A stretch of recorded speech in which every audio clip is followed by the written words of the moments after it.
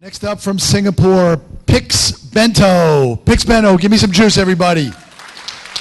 Yeah, thank you. Hi, good afternoon, everyone. I'm really thrilled and honored to be on stage to be sharing with you guys what we've been doing. So allow me to start off by introducing you to this place. It's a marvelous place, well known for its marine life, sandy white beaches and crystal clear waters. So it's Koh Tao, it's an island off Thailand. So just imagine for a moment, I have the ability to whisk off our panel of judges for all expenses paid 1 week dive trip, all right? No laptops, no phone calls allowed. Sounds good? So we'll go there, we'll have a snappy good time, and we'll come back with tons and tons of photos. So naturally, the next question is, how are we going to share these photos between us? How am I going to pass my photos to them? So we didn't really want to go down the traditional route of using Facebook, Not because it's too mainstream and we're too hipster, but the thing is, you have friends that's on it there could be business connections, there could be people you're not familiar with, they're all not our real friends, So that's one problem. Secondly, friends list is pretty troublesome to set up. I'm sure many of you guys here don't do that. So another problem with Facebook is that it's pretty scattered. So all these albums are scattered into all our individual timeline, so it's very hard to concentrate them into one single album. So we looked around the market, we tried to look for similar products that could solve our needs, but we really couldn't find one that's really suitable. So basically what we wanted was a collaborative photo album, something where I drop on my site, I'm sure my friends will be able to receive it on their site. We wanted something that works like Dropbox, but doesn't really look like a file system directory, something that really put media as a center of focus. So here's what we built. Pix Bento is a minimalistic, very easy to use, and photo-centric mobile app. So allow me to show you a demonstration of our app here. So what you're seeing here right now is the actual MVP that we built. We built this in 3 months. We started last December, so whatever you see here is live. So this is the group page where all your groups resides in. And in each group, you could create unlimited number of albums. So basically, to get someone into this group, you just click on this, and if they're on Pix Bento, you could just pull them in right in. If not, you just send them a Facebook request. Simple as that.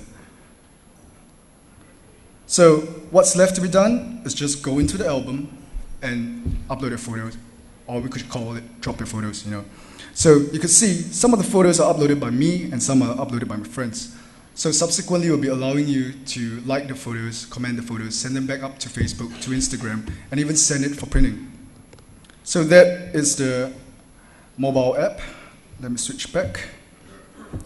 And beside the mobile app, we have a web platform as well. So currently, we allow users to view their albums in 2 modes, collage mode as well as slideshow modes. So we're working on allowing users to upload from the web platform as well. So those who are using conventional cameras or Nikons, Canons, they're able to do it as well. They're able to collaborate as well. They're not left out of the loop. So we have 2 forms of accounts, the basic account as well as the premium account. So for the basic account, it's free, there's unlimited usage, but users are restricted to only creating private albums. For the premium account, it's based on a subscription model, and users could have the additional option of creating public albums, which are discoverable by other users. So use case of this could be weddings, events, roadshows, as well as marketing campaigns by brands and businesses. So being a platform that offers free service, we're always worried that the 20% of paying customers will not be able to sustain the 80% of non-paying customers. So we went back, did our math, and we found that about 100 gigabyte translates to about 420 users. And as long as 4 of them, which is 4 out of 420, sign up as paying customers, we're able to sustain and profit from this ecosystem.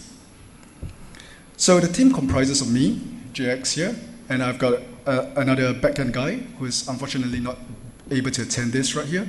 And between the 3 of us, we have 15 years of tech experience and 3 startups. And like I said, we built this MVP in 3 months. We're now on alpha right now. It's available on the App Store. We would love to hear any feedback from you guys. And last but not least, to sum it up, if you want to organize and share photos with your friends, just think of us, think of Pix Bento. Thanks a lot.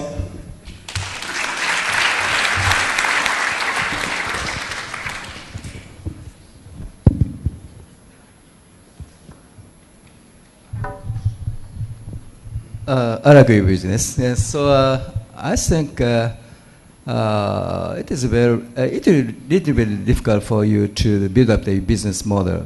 What do you think? Yes, it is related for services. It is very difficult to build up the Yes, monetization. I understand what you're saying. We didn't really want to do it the standard way of B2C, whereby app makers have to build up the customers before they build up the business side.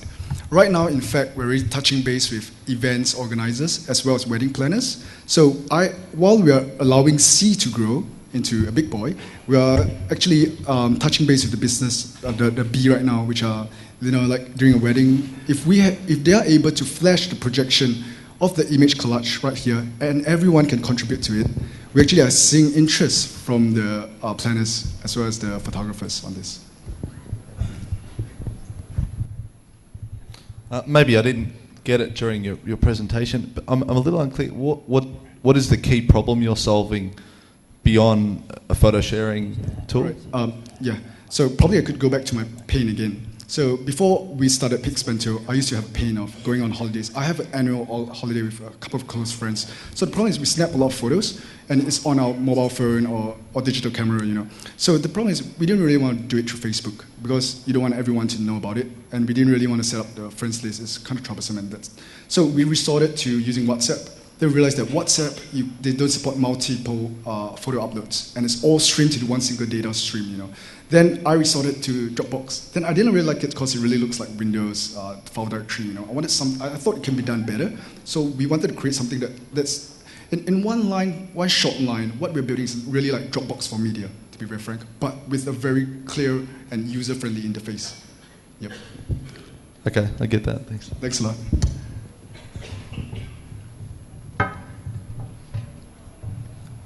Yes, I think my question is almost same, Jeffrey. So, basically, what your the new value proposition is that actually users can share the photos within their their group. Yeah, close group of friends. Yes. That yes. is the. We're addressing privacy as well. So like I said, we give users two forms of albums: private albums as well as public albums. So let's say, for example, it's a wedding. You want it to be public to all the people who are around you. They'll be able to discover this album. But if I set it as a private album, I could only share it among my close friends. Yeah. But if the case, if the users actually there are very strong needs for the users, other big players like Dropbox or Instagram, whatever, they are easily imitate that function pretty easily. I understand. How do you compete against this future threat? Okay, to be very frank, I get that question quite a lot. Like, what if Dropbox going to do? Because you always say, like Dropbox for media. What if Dropbox do the same thing? But I don't think they're going to go down that way because the main bulk of their business is about documents. Ours is about media. And our UI, if you've seen just now, is really focused on the media itself. So Dropbox is very unlikely to forego the document side, which is a big bulk of their business. So I don't see them as one. Right now, to be very frank, we even looked through the app, all the apps that I've shown right there.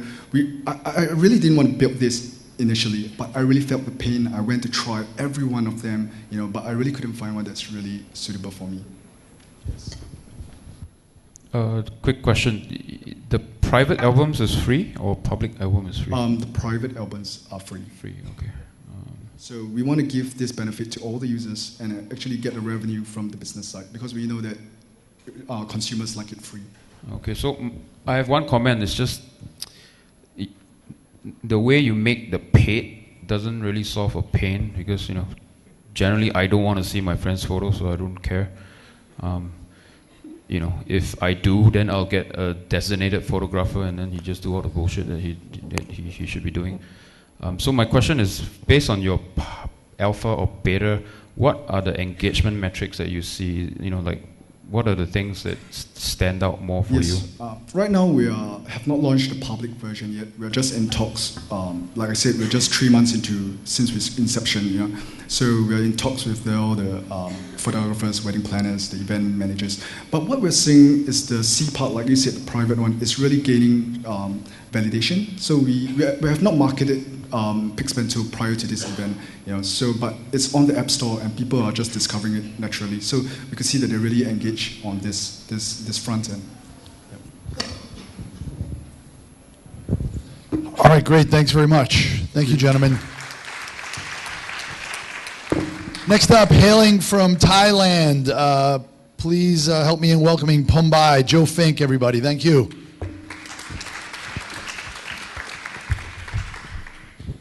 Hello, everybody. My name is Joe.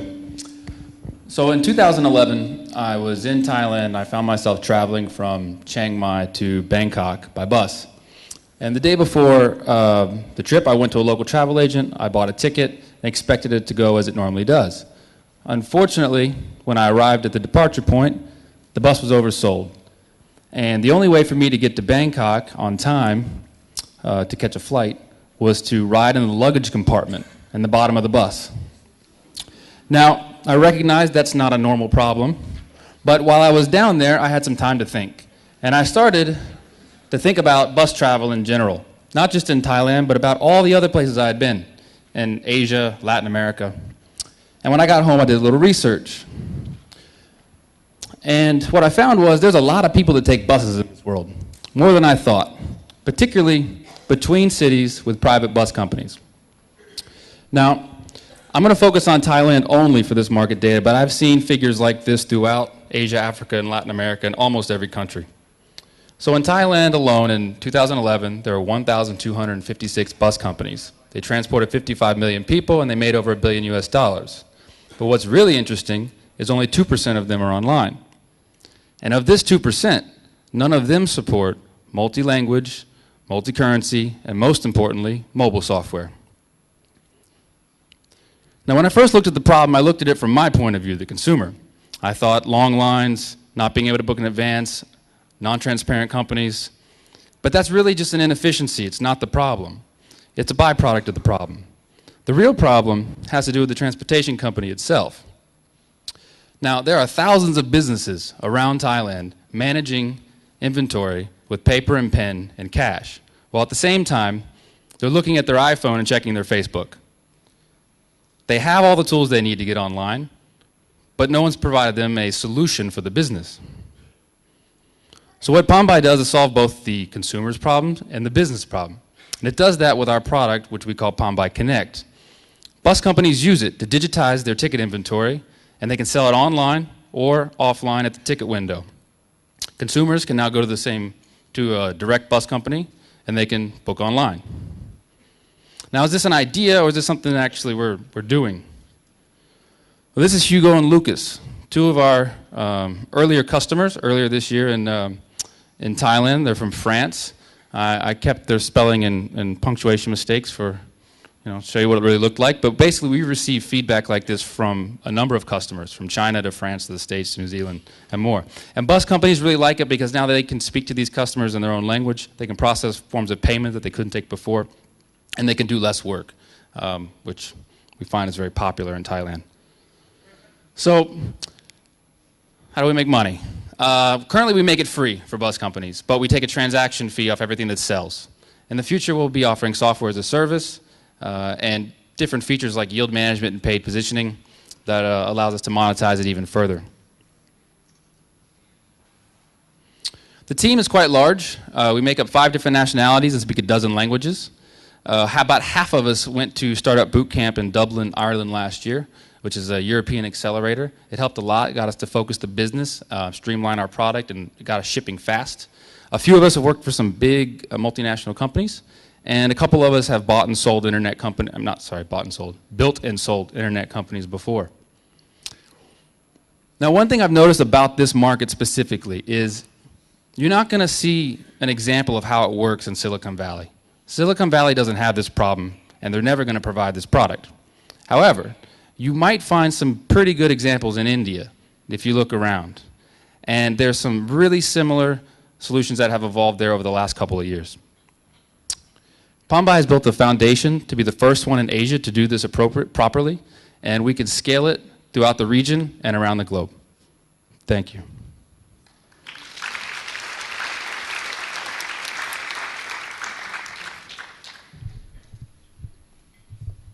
I mean, it's a great problem to solve.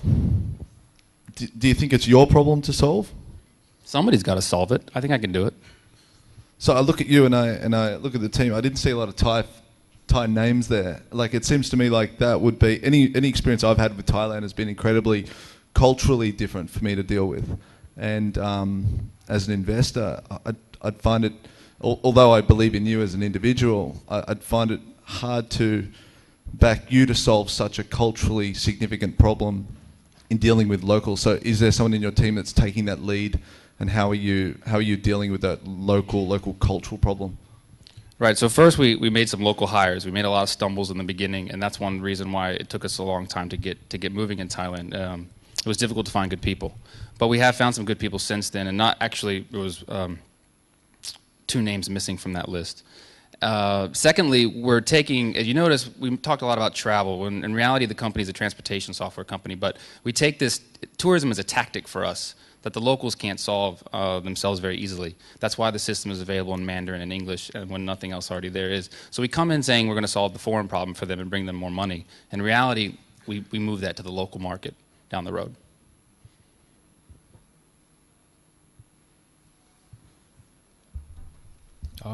One question, how do you implement the system at the bus company level? Well, we tried to explain to him what a platform was, but that didn't go so well. So we told him we were a travel agent, and we needed their email address. And then what we did is we took all their schedules and we uploaded them as we were there, created each account for them. So that way, as far as they know, they just receive emails that tell them how much money to check in their bank account for and what tickets to serve as when the customer shows up with a digital ticket.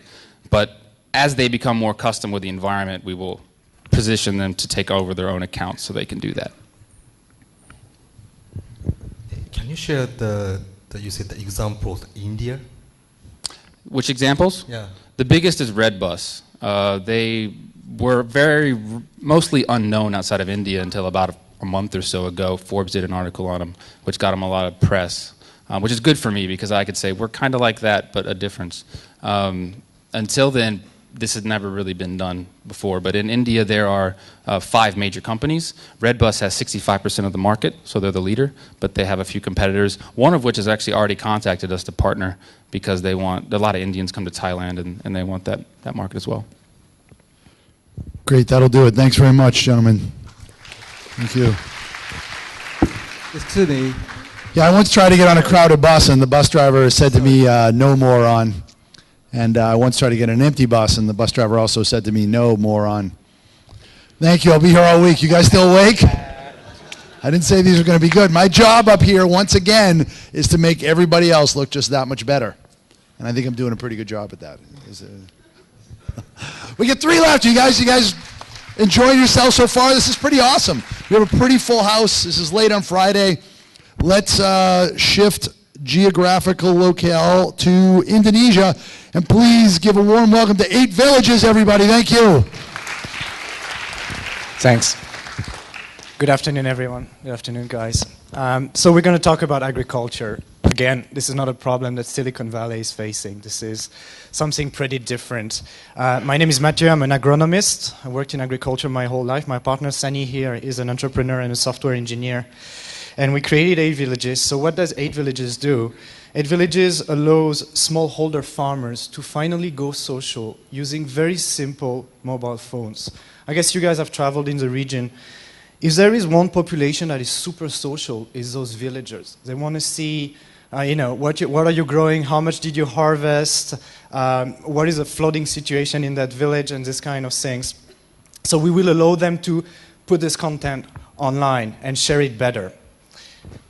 By doing so, we're actually creating a lot of content that is very valuable to both the private and the public sector. Now imagine if I tell you how much Indonesia is going to produce in rice this year, or the Philippines. This has a tremendous impact not only on the private brands, but also on government, food security policies, trade balances. This is a tremendously valuable information for those stakeholders in the value chain. So the problem is that, obviously, we're talking about numbers of people. 1.2 billion is what the United Nations would say. There's a lot of people living outside of the cities and growing the land, making a small income. But they're everywhere. Because they're everywhere, they are hard to engage. They're hard to talk to. They're hard to get data from. Between you and those guys, there is a complex distribution channel. There's an expensive field force. You can't put one guy in every village to get your message out there. And there's not good advertising medium. It's not like they consume advertisement the same way we do. So that was my job. Before, I was a marketing manager in a big agribusiness, selling seeds, fertilizers, crop protection product to all those small farmers in developing countries. And we wouldn't know where to push our products because we don't know what farmers need. We don't know where they buy, why they buy it, why they don't buy it. So we set up to solve this problem, trying to get data. The way we do it is that we partner with mobile carriers in the region to offer farmers a very simple way to communicate among themselves, solve each other's problems, and let big brands and government institutions like Ministry of Agriculture engage those guys at a large scale and at a lower cost than a field force. So how does it work? Let's say you're a cabbage farmer, and you can simply create your cabbage group for your locality, your village, and invite people. Yeah, that was you. Sorry, and invite people around you, so people can join your group. You can invite people. It's all the social attributes that we always know on internet, but it's done over very simple SMSs. Just SMSs. Once you have your group around you, communicate with those guys. It's free. It's completely free. That's our deal with the telcos. Telcos love it. We give them a key differentiator for rural areas where they have to, amortize this big infrastructure they invested in. And basically, we let farmers exchange for the first time at scale. And we capture data out of this. Now, Sani is going to show you what's currently happening in the Indonesian countryside. Those groups being created and started to exchange stuff that we never captured before. Yeah, thank you, Matthew.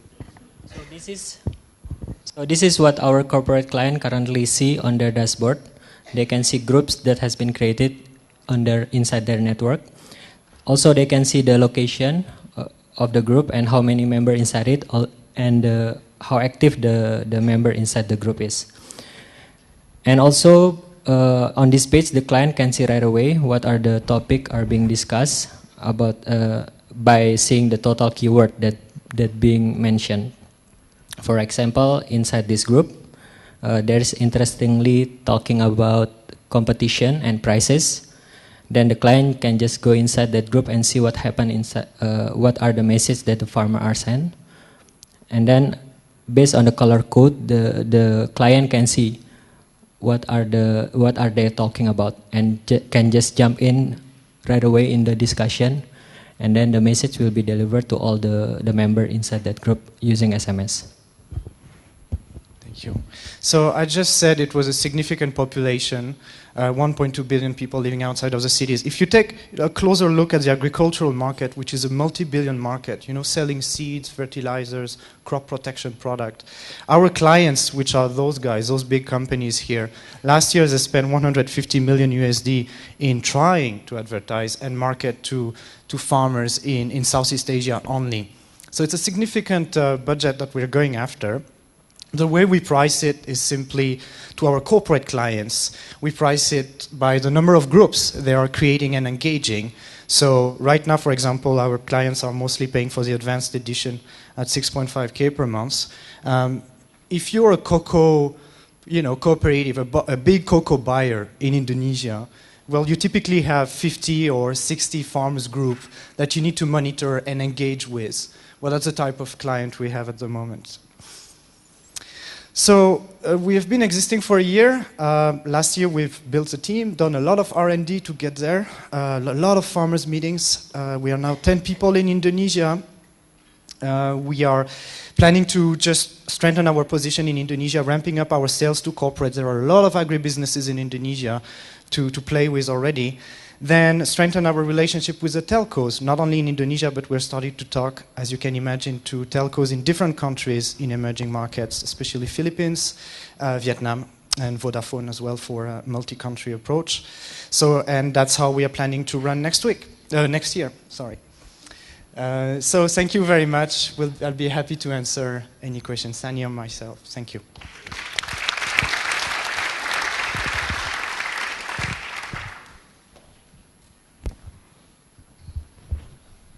Okay, so I have the pleasure to know this gentleman, like, very well. So, quick question. I saw the client Farmers Club thing. Is that real data? Yeah. Okay. Yeah. And who has access to the groups? Is it just Farmers Club or like all your clients? How does that work? Like, how does the group work? Only the client. So the client give us the phone number of their key farmer, and then the key farmer will be joining the group, and then whatever happening inside that group, belongs to the client can see it. So would a farmer have a chance to belong to a few groups? Yeah. Oh, okay. Because you can grow several crops at any point in time. So the incentives for farmers to use this service is mainly they can communicate free within the group. Yes, but quickly you'll see middlemen coming into the group to tell about the prices in the local market, or you'll see the local seed seller coming in the group. So the type of information, the way people are starting to use those groups is actually to inform their daily operations and sort of improve those operations, lowering cost of raw materials or selling in better price. So it's up to who is in the group and how they use it. Also, you definitely share some revenue with telco, right? Yes. So, how much do you share with telco? Okay, it's a 50-50% rev share right now with Telkomsel and Indosat. It's still, we're discussing it at the moment, but right now it's 50-50. Okay. And what's the traction now? Like, how many clients, and then how many groups? How does that work? The rural part, how does that work? We have 3 clients that have signed up quite a significant number of groups each, 50 groups each. And Telkomsel and Indosat, what I just showed you was really B2B, like the businesses are intervening in those groups, but the telcos, they want to launch a SIM card for the farmers, for example, with exactly the same feature. And that's what they're going to do in 2 months. So the B2C product is going to be out there very soon in Indonesia and other countries. But here we are expecting significantly more traction. Sorry, I cannot understand your business model, but how many customers pay you at the moment? Businesses, 3 businesses pay us 6.5K per month right now. Okay. So you've got 3 clients playing, and that's those 3 big companies, is it, that was listed there? Yeah, correct. So if they're paying, is that the top end of your customer? These are the big guys, yeah. Yeah. The big multinational brands, and we're starting to talk to all those plantation business and rice millers and all the domestic agri players, hundreds of them. We started off with the multinationals because they're easier to approach. That was my background as well.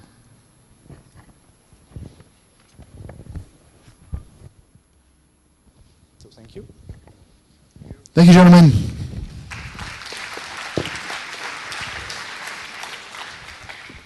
So moving right along, we're going to look at a startup from Israel called Huzin. Put it together for Yuri from Huzin, right? Thank you very much. Good afternoon. My name is Udi Zohar, and I'm a co-founder at Huzin. We're an Israeli startup, and actually our vision is to redefine the way group of friends communicate on mobile. So let's take a look at this picture. What you can see here is group of friends hanging out, having some fun, probably the way you do with your friends, and this is me and my friends hanging out more or less like this. On the other way, this is how you interact with your friends on the mobile devices. It's all linear list of messages, the same. Let's take a quick look again. This is successful group interaction on real life, but this is how you do it on the mobile phone. So, obviously, as you can see, there is a huge gap, and I want to show you what we are doing to minimize this gap. So we were thinking, what is really missing between these two pictures? And how can we fit this pretty amazing group feeling into the mobile? And when we thought about it, we understand that the essence of this group feeling is actually us. It's the people in the group. So the first thing we did is to take the people, the group, and put it in the center. So now, as you can see, the people in the group are sitting around the table, just like in the picture, and you actually can see the group all the time, and most importantly, be a part of a group. The basic communication is based on messages that have a unique way to appear on the screen. They are piling up like cards in the middle, related to the one that told it. And this new paradigm really brings much more possibilities into the table. First of all, think about how you express your feelings today on social apps. Today you express your feelings within a message, right? You write what you feel, or you use emoticons or stickers, but in real life, emotions are expressed between people, and this is what we are trying to do. You can use a variety of animation between you and your friends, not within a message. So you can send a tomato to someone that was annoying, or send a kiss to your girlfriend. This is my girlfriend, by the way. And so messages, and while all the group is watching at the same time that you are doing it. So this is the first thing. The second thing is group games. When we had the first product, we suddenly understand that it fits perfectly for group games. You see, the participants are around the table. You just need to bring on the game, right? You can do party games or any card games just integrated naturally within the product. What's so unique about it, it's the games are happening in the same place of the conversation. You don't need to download another app or to move to another screen. It's all happening here in the same screen. Besides, and in addition to all the fun stuff, we can also give you unique interaction tools that actually make the conversation much easier. One example is this vote feature, when you can ask your friends to vote on where to go or what to do, and you immediately see their answers on the screen, on their pictures, and it's like raising your hand around the table. Moreover, you can tell a secret to one or more from the participants, just clicking on him and send private message within the group space, like having multiple conversation within the family dinner or whatever. So I want to conclude the differentiation of the product with this slide. I hope you will be with me. What you can see here is the evolution of messaging over the years. And what's amazing that even though technology had great leaps every 2-3 years, the basic experience of messaging had never changed. Up to 2010, they were all under what we are calling the utilitarian line.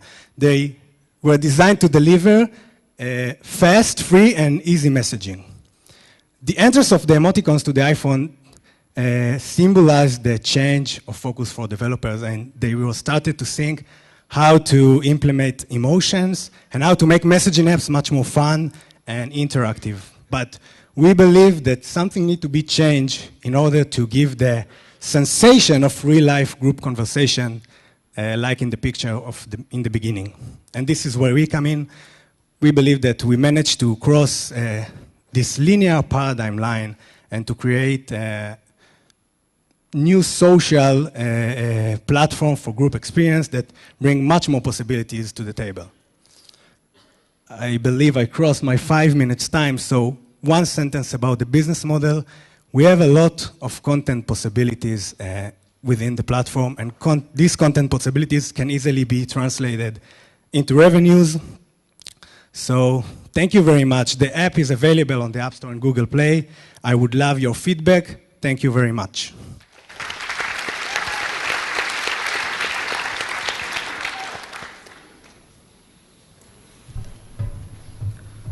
So basically, your unique value proposition is that you actually focus on the group chatting and provide the new user interface or function compared with other existing the big player like Line or Kakao. Is that right understanding?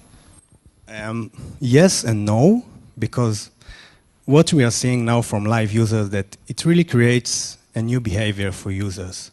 This is creating much more real-time behavior, because when you, just a little thing, when you write a message, you immediately see who's online in front of you in the room. And this is like, it's a different behavior, because you write a message, everybody's suddenly online, and then you play games. It's more than hangout place than group messaging. But of course, there are like competitors, and there are big competitors. But it is a different behavior. It's I see. I see the social angle that you've gone for. To me, I'll be frank, it doesn't seem transformative enough to have widespread application in the social sphere, given that these current networks are just so popular. Weixin, WhatsApp, all these other guys. However, have you explored other application to it? Not a social experience, because it doesn't like seem to me that business, problem is there. Like a business, do you mean? Anything at all? Because I mean, like, if we're looking at a problem, what problem are you really solving? I don't think it's like a problem. You're saying we can enhance this mobile experience a little more, but you're positioning it as a complete transformation to what's currently out there. But I see potential in the application in something else, perhaps. I think what we can see now, the biggest potential is in these group games, because no one really bring you group games within the communication. You always need to download another app. So this is, now it's a war of content, you know. We need to bring a lot of content to the app, and this is what we are doing. A lot of animation, a lot of games, and this is the war right now. As for businesses, it will be amazing for businesses, but it's, you know, it's another company, so maybe in the future. Okay. So my comment again is there's nothing new. So it could be it's one of those things that for the entrepreneurs in the room, the typical big ideas tend to be, you should know this already by now. Half of you think it's stupid, half of you think it's cool. So I probably think it's stupid, but so my question is there any traction so far that gives you certain things? Like you did say something about group games, right? So in my head, it was kind of like maybe the interesting niche of or pivot you can go for is group dating while playing games, kind of. Okay. Right, and then you can chat and you can slap and shit like that. So that might make some sense. Otherwise, I don't care, right? Would I slap my friends? I don't care. Yeah. I have Line or Kakao to slap you. I don't need this to slap you. So maybe there's some twist to this that might make sense. Yeah. Comment. Thank you. I like your services as a communication tools, but globally there are very similar services. For example, Israel's and rounds. I can't hear you. Rounds. Rounds is slightly different because it's real time. It's video chatting more, so they are not head-to-head competition with us.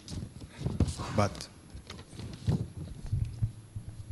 okay, thank you.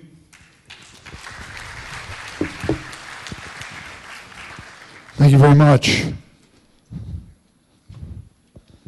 Some tough love from the judges here, guys, but I guess, you know, that's what it's all about. It's getting late on a Friday, but it's also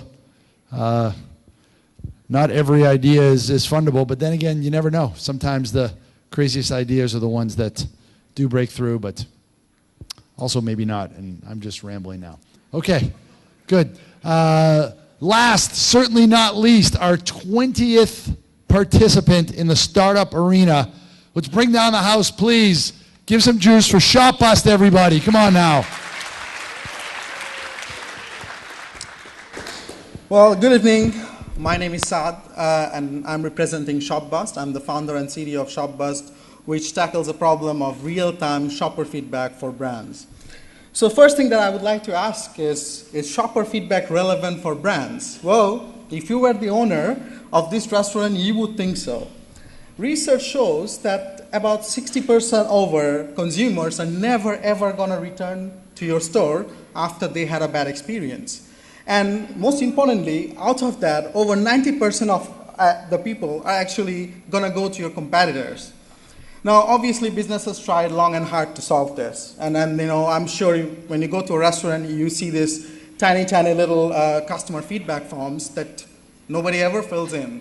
Why? Because it's slow. I mean, businesses can never get good data from it.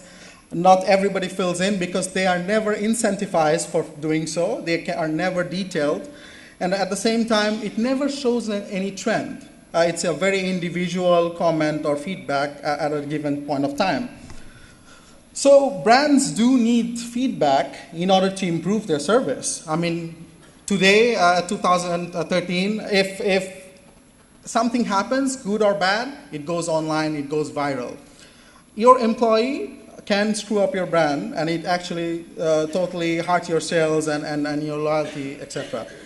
And as a brand owner, you're not a Superman. You cannot be at every place at every time. So we, three wise guys from the market research industry, thought of a solution that we are calling Shopbust. So what is Shopbust? Well, we are basically creating, it's a platform, it's an army of loyal, attentive, critical shoppers. Brands can hire this group of shoppers from Shopbust to bust their outlets anytime, anywhere. All feedback that shoppers gives goes directly to the businesses through the online platform that we have developed. And at the same time, you shoppers get to enjoy cash rewards, discounts, and vouchers, and more. So I know it's a lot to digest, especially after going through all the 10 startups. So I will give you a quick video that probably will explain to you what Shopbust is all about. Enjoy. A lifestyle can be very expensive. You grab a coffee, you see a nice shirt, dinner with friends. Did you know your opinion is valuable to retailers? What if you could monetize your lifestyle? Introducing Shopbust, a community that connects you to your favorite retailers.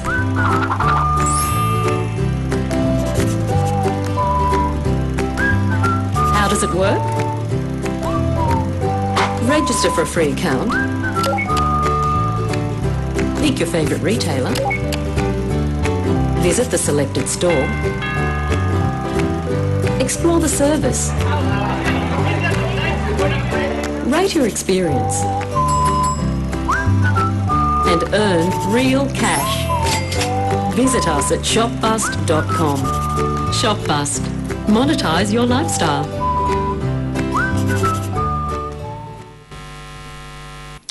Well, now you must be wondering, so what is it all about? How big is the market? Well, traditionally, we are not developing anything new. This traditionally is called mystery shopping or mystery audit, and it has been there for ages, over 20 years. Mystery shopping market in Asia is about 300 million Sing dollar, and all the major A brands like Procter & Gamble, Unilever, Heineken, you name it, they are all doing mystery shopping, including all the brands that have multiple outlets throughout Asia and in the world. Now, our business model is pretty simple. Brands are paying us per bust, so that means per visit. And it can be from anywhere from $15 to $50, depending on the scenario, because in certain cases, the shopper may need to purchase something. 25% of that goes to the shopper, and roughly 75% goes to Shopbust. Average account size right now is about 20,000 to 200,000, depending on who the client is. Obviously, right now, we are at a stage where we are targeting MNCs and brands with multiple outlets, because that's more profitable for us. At Q3 2000 this year, we are actually launching our SaaS model to target SMEs and smaller players. Now, where do we stand? Well, 6 months. It has been about 6 months since we'll have officially launched. Our site is still in invite-only mode. So if you want to be a mystery shopper, you can join and request an invite, and we'll try to process that invitation as soon as possible. But so far, obviously, it's a running business. We already have 12,000 about shoppers in Singapore, Indonesia, and Philippines who are currently actively busting retail outlets in these 3 regions. We have 2 clients and 2 paid pilots confirmed. Our current realized revenue is about 100,000. We obviously require funding, so we have given a couple of pitches, and we have received angel investment in November, and obviously there are a lot of multiple follow-ups that are still pending and is going pretty all right. And last but not least, I have a good intuition that actually we are also winning this contest, and that's $10,000 more for ShopBust. So in terms of team, we are a pretty experienced team and come from the same industry, market research. So Hank is our CEO. He ran Philips in Japan. He was the general manager. Me, Richard, and Jeronimo, we basically come from the industry, and Richard was actually my previous boss, and then he was the managing director of one of these boutique mystery shopping firms. I am a developer by heart, but then we all work together, we understand the industry, and we feel that this is the right time and the right place to actually play this. And that's pretty much it.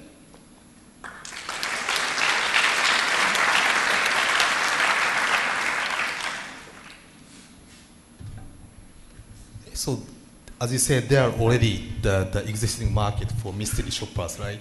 And how do you persuade the merchant that your service is actually better than existing ones?